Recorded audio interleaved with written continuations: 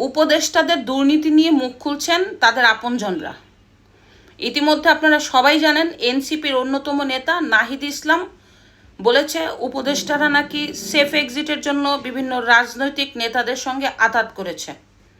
এরপরে তারা তাদের আখের গুছিয়ে ফেলেছে, তারা জনগণের সাথে প্রতারণা করেছে, ইত্যাদি ইত্যাদি।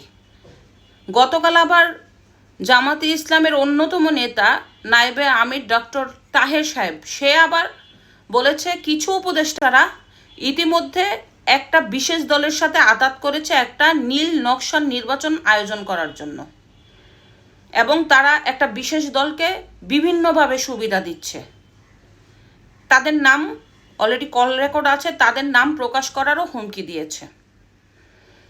আবার এই ঘটনার পরে বিএনপির ভেরিফাইড পেজে বিএনপি বলেছে কিছু উপদেষ্টারা বিভিন্ন অপকর্মের সাথে লিপ্ত, বিএনপি খুবই উদ্বিগ্ন এই বিষয়।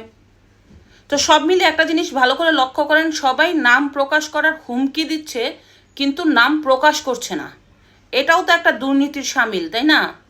আপনি জানেন কোন উপদেষ্টা দুর্নীতিবাজ, কোন উপদেষ্টা বাংলাদেশের জনগণের সাথে প্রতারণা করছে, কোন উপদেষ্টা রাজনীতিবিদদের সাথে আতাত করেছে, কোন উপদেষ্টার কল রেকর্ডে বাংলাদেশ নিয়ে ষড়যন্ত্র আছে।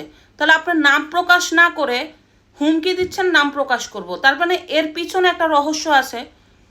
যদি আপনাদের কাজ তারা করে তাহলে নাম প্রকাশ করবেন না, আর যদি আপনাদের কাজ তারা না করে তাহলে নাম প্রকাশ করে দিবেন। এটাও তো বাংলাদেশের জনগণের সাথে প্রতারণা। যদি আপনি দেশকে ভালোবাসেন অবশ্যই তাদেরকে বহিষ্কার করান, পদত্যাগ করতে বাধ্য করেন। বাংলাদেশের এত এত লোকদের পদত্যাগ করাতে পেরেছেন, এই দুর্নীতিবাজ উপদেষ্টাদের আপনার পদত্যাগ করতে পারছেন না।